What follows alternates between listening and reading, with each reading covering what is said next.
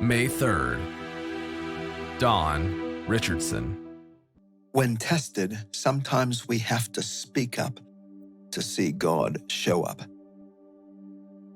Don Richardson and his wife Carol were drawn to the window of their treehouse home in a small village in the interior of Netherlands, New Guinea.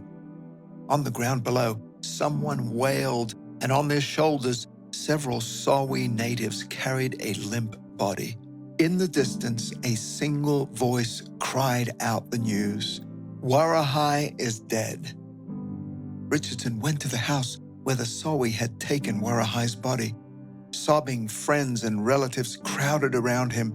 Determined to revive him, they pinched him and they burned him and shouted at him. But Warahai did not open his eyes. But Richardson saw that the man was still breathing. He pressed his fingers to Warahai's wrist and felt a faint pulse. Full of excitement, Richardson tried to tell them that Warahai was not dead, but the Sawi people only gave him blank stares. He couldn't understand why. One of the men explained, "Warahai is still breathing because he is in a condition of apparent life called almame. Sometimes a person's body keeps functioning for a while after his soul has departed, but it doesn't last for long." They believed that if he were alive, he would have woken when they pinched and burned him. Then the sorceress, Aham, confirmed this supposed fact. "Aham has told you, in the name of the demons, that Warahai is already dead." Richardson's voice boomed.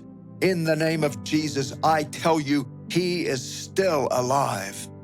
Give us time to pray over him and treat him. If he recovers..."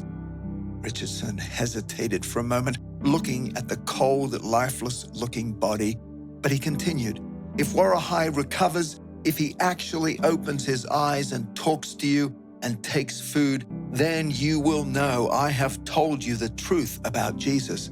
But if his pulse stops, you can believe Aham." Some of the men laughed at Richardson. One even commanded that they prepare the body for burial. But Richardson and his wife stayed with him. They treated him with medicine and continued to pray. While they cared for the unconscious man, the next several days crept by and tested the strength of their faith. Sleepless nights, angry relatives, and a scare when Warahai's pulse disappeared completely. Would God heal him?